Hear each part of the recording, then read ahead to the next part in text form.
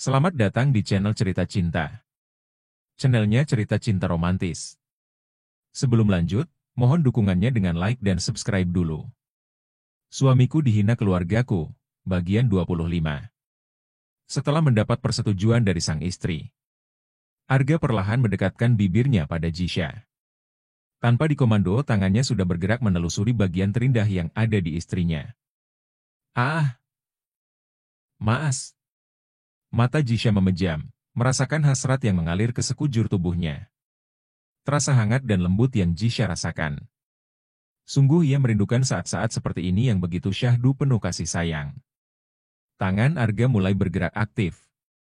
Tentu saja, target utama adalah kedua inti kembar istrinya, yang masih terbungkus.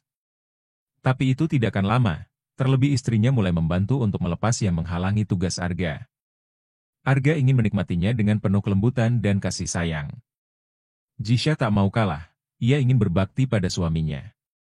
Ia meraih kebanggaan Arga, dan sebisa mungkin menjalankan tugasnya.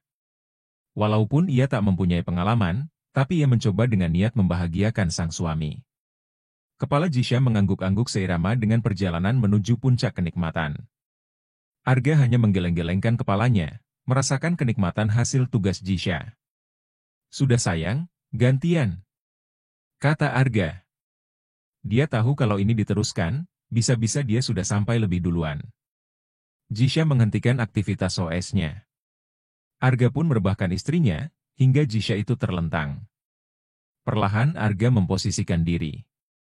Sebelum mendaki yang sesungguhnya, Arga melandaikan dulu jalan yang akan ditempuhnya. Agar perjalanan lebih lancar dan menakjubkan.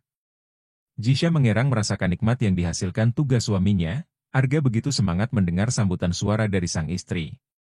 Jana gemetar hebat saat Arga membawanya ke tempat yang lebih tinggi. Dan benar saja, Jisha telah sampai di puncak duluan. Kedua kakinya menjepit kepala Arga dengan tubuhnya melengkung. Kedua tangannya juga memegang erat tangan Arga. Di saat yang bersamaan, pintu dan pendakian pun akhirnya landai dan siap ditembus. "Aouh mas, aku sampai!" Teriak Jisha tersengal-sengal saat sampai di puncak kenikmatan. Napasnya terengah-engah sambil memejamkan mata. Dia meletakkan lengannya ke dahi. Baru sampai pertama saja rasanya seperti ini. Bagaimana berikutnya? Arga menuju ke menu utama. Dia mengambil ancang-ancang dengan melebarkan kaki Jisha. Kebanggaannya sudah tegak menjulang. Arga perlahan memulainya, mendorong perlahan penuh penghayatan, karena ia ingin memberikan rasa puas dan nyaman pada istrinya, dalam mengarungi indahnya surga dunia. Oh! Jisha melenguh saat perjalanan dimulai oleh Arga. Arga menembus 0 km begitu dalam, untuk menuju puncak tertinggi bersama sang istri. Arga mulai mengayuh dirinya, memajukan dan memundurkan kemudi. Memutar naik turun, membawa Jisha melanglang buana dalam keindahan dan kenikmatan. Menuju puncak yang sesungguhnya, dalam mengarungi dan melanglang buana menembus cakrawala indah. Arga makin semangat dalam mendaki. Jisha yang di bawahnya sudah meraung-raung, ia tak kuasa menahan keindahan puncak yang sudah nampak di relung jiwanya. Malam yang dingin dan gelap, begitulah gambaran suasana langit malam itu. Semilir angin dan gemericik hujan yang sedari tadi menambah dinginnya malam itu. Tapi sebaliknya buat dua insan yang sedang dimabuk asmara. Buat mereka sungguh malam itu terasa panas, malam penuh dengan suara desahan, mereka beradu berbaur menjadi satu. Menekan lebih dalam, memberikan rasa nikmat satu sama lain. Hingga akhirnya Arga menggeram, menghentakkan badannya kuat-kuat. Ia sampai di puncak kenikmatan sesungguhnya. Sementara Jisha, pinggangnya melengkung ke atas dengan kepala mendongak, matanya terbelalak putih menikmati keindahan puncak yang begitu indah dan memuaskan jiwanya. Aduh! Aku sampai Maas! Dua insan tersebut sampai di puncak kenikmatannya. Mereka terengah-engah dengan tubuh yang basah oleh keringat. Seolah sudah bertanding di perhelatan Olimpiade. Kecupan di kening Jisha sebagai akhir dari petualangan nikmat mereka, cukup 2 ronde untuk malam ini. Maas, panggil Jisha dengan nada manja. Ia memperhatikan suaminya yang tersenyum penuh kepuasan. Iya, sayang. Tangan Mirza menarik selimut untuk menutupi tubuh polos Jisha. Makasih, mas. Ucap Jisha sambil memeluk dada bidang suaminya. Makasih buat apa? Tanya Arga mengusap rambut istrinya. Makasih, karena Mas sudah membawaku ke puncak kenikmatan dengan begitu lembut. Ucap Jisha, seraya tersenyum penuh kepuasan. Sama-sama, sayang.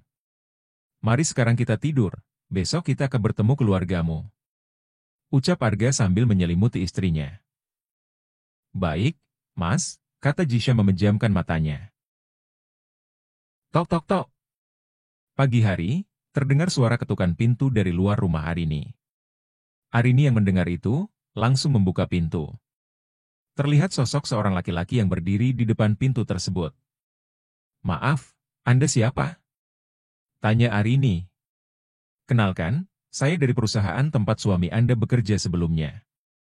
Kedatangan saya kemari, saya diutus oleh bos untuk bertemu dengan suami Anda. Jelas laki-laki berjas hitam itu. Ingin bertemu dengan suami saya. Ada keperluan apa?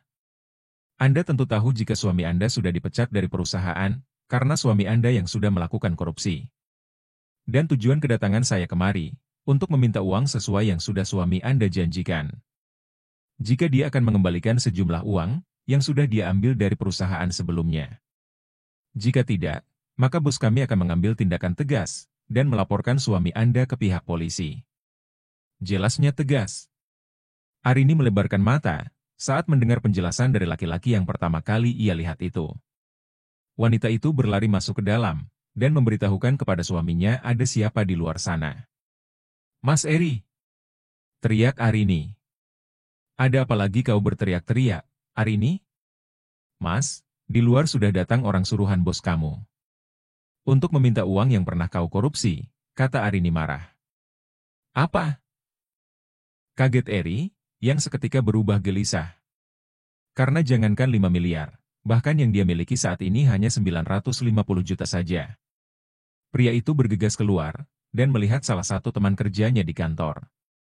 Eri, kau pasti tahu dengan tujuan kedatanganku kemari, ucap pria berjas hitam itu langsung ke intinya. Aku pikir, kalian akan memberiku waktu selama 3 hari. Ini baru 1 hari, tapi kau sudah datang menagihku. Lagi pula di mana aku mendapatkan uang sebesar 5 miliar hanya dalam sehari? Itu sangat tidak masuk akal. Ujar Eri benar-benar tampak frustasi. Maaf, Eri. Aku hanya diutus untuk bertemu denganmu. Selebihnya itu adalah urusanmu dengan bos. Tapi ingat, Eri. Jika kau tidak memberikan uang itu sekarang meski hanya setengahnya. Jangan salahkan bos, jika sampai dia melaporkanmu ke kantor polisi. Kau sungguh beruntung karena bos hanya meminta uangnya, yang sudah kau ambil, dan tidak memenjarakanmu. Saat teman kerjanya menyebut nama, kantor polisi, membuat Eri berubah pucat. Eri bergegas masuk ke dalam rumah, dan mengambil uang yang sudah ia siapkan. Lalu kembali menemui teman sekerjanya itu. Ini, aku hanya baru punya segini. Selebihnya aku akan berusaha mencarinya besok. Baiklah, aku tunggu kabar baik darimu. Bagaimana, Mas? Apa katanya? Tanya Arini kepada Eri, yang masuk ke dalam rumah setelah kepergian laki-laki penagih tadi. Aku pusing, jawab Eri terlihat tertekan. Lalu setengah dari hutang-hutang itu, Mas bisa dapatkan dari mana lagi? Tanya Arini. Erik melihat geram pada Arini. Seharusnya kau itu ikut membantuku untuk mencari solusinya, karena kau juga yang memakai semua uang-uang itu selama ini. Memang aku mau cari di mana, Mas? Ngerampok. Kesal Arini kepada suaminya. Pinjam kayak kemana-mana, ke teman-teman atau kemana gitu. Arini berpikir. Benar juga, kenapa dia tidak mencobanya dari tadi? Wanita itu mengambil ponsel dan mencoba untuk menghubungi beberapa temannya. Akan tetapi, semua teman-temannya memiliki alasan masing-masing, dan ternyata tidak ada yang ingin meminjamkannya uang.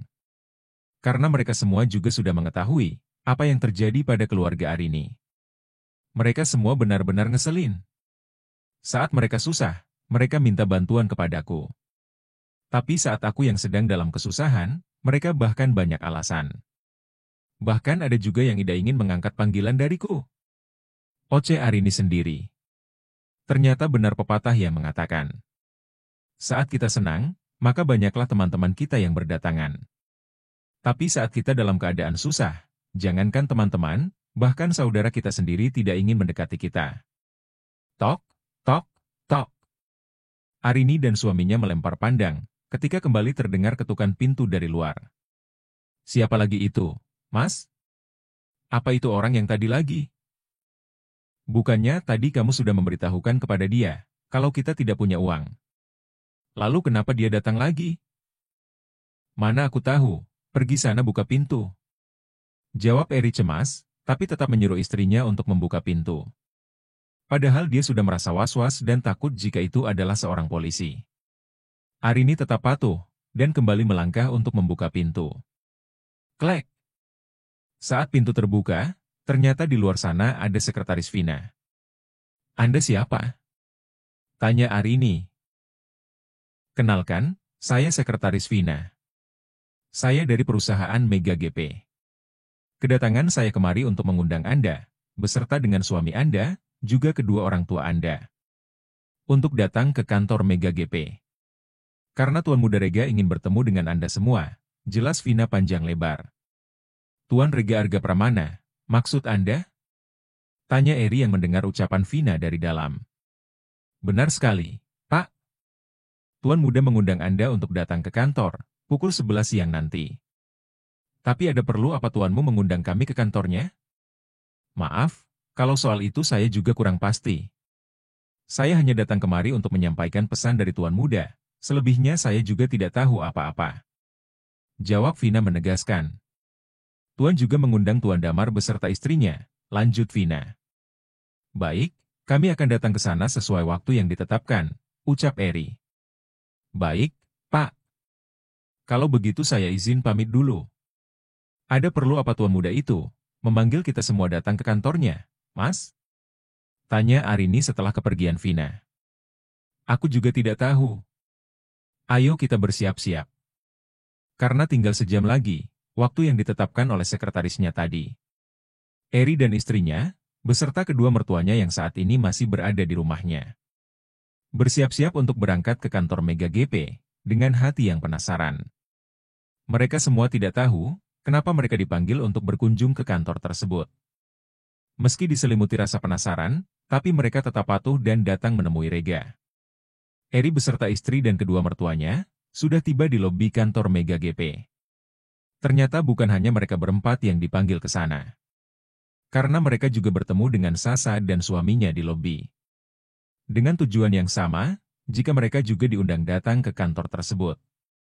Tentu saja mereka bertambah penasaran, dengan tujuan laki-laki yang ingin bertemu dengan mereka semua itu. Mereka pun dituntun oleh sekretaris Vina menuju ke ruangan Arga. Silahkan masuk. Tuan Rega sudah menunggu kedatangan Anda semua di dalam. Kata sekretaris Vina, saat tiba di depan pintu ruangan Arga. Klek. Keluarga Jisha pun masuk ke dalam, dan kaget saat melihat Jisha yang duduk santai di atas sofa ruangan Arga. Jisha, apa yang kau lakukan di sini? Tanya Arini pada adiknya. Jisha tidak menjawab. Tapi matanya tergambar kegelisahan. Apa kau mendengar kakakmu bertanya? Apa yang kau lakukan di sini? Ujar Sua sedikit membentak putrinya yang hanya diam. Ini adalah tempatku. Tidak ada siapapun yang aku izinkan untuk meninggi nadanya kepada istriku. Dingin Arga tiba-tiba muncul dari sebuah ruangan dengan setelan jas mewah yang melekat di tubuhnya. Tapi pria itu tampak memakai topi dan kacamata putih, seperti yang sering ia pakai selama ini di depan keluarga istrinya. Mereka semua sontak menoleh ke arah sumber suara. Arga! Kaget mereka melihat pria itu. Pria miskin, apa yang kau lakukan di sini? Cuy! Jangan sok kaya kamu! Ucap Sasa yang langsung keluarkan kata-kata kasar saat melihat adik iparnya. Ternyata si miskin diundang juga sama Tuan Rega, sini Sua dengan angkuhnya. Pembawa sial juga ada di sini. Sinis Arini menghina. Jisha semakin tampak gelisah. Saat mendengar umpatan-umpatan kasar yang keluar dari bibir saudara dan juga mamanya. Arga menyeringai saat mendengar ucapan sombong dari keluarga istrinya. Pria itu membuka topi dan kacamata putihnya. Kemudian melangkah mendekat dan mengulur tangan, tepat di depan Papa Damar. Seketika mereka semuanya kaget. melihat wajah Arga yang sangat jauh berbeda saat dia memakai topi dan juga kacamata. Pria itu terlihat berwibawa dan berkarisma yang terlihat sangat tampan. Perkenalkan, saya Rega Arga Pramana, menantu miskin Anda, yang paling Anda benci. Ucap Arga tersenyum penuh arti. Dek. Tutuan. Kata Sasa menunjuk ke arah Arga. Karena sebelumnya, dia memang pernah melihat wajah pria itu di hotel tempo hari, saat Arga menjebaknya. Arga melirik ke arah Sasa yang syok berat, melihat Arga yang ternyata adalah Rega. Hai kakak ipar, bukankah sebelumnya kita pernah bertemu? Tersenyum miring melihat wajah Pia Sasa. Bersambung.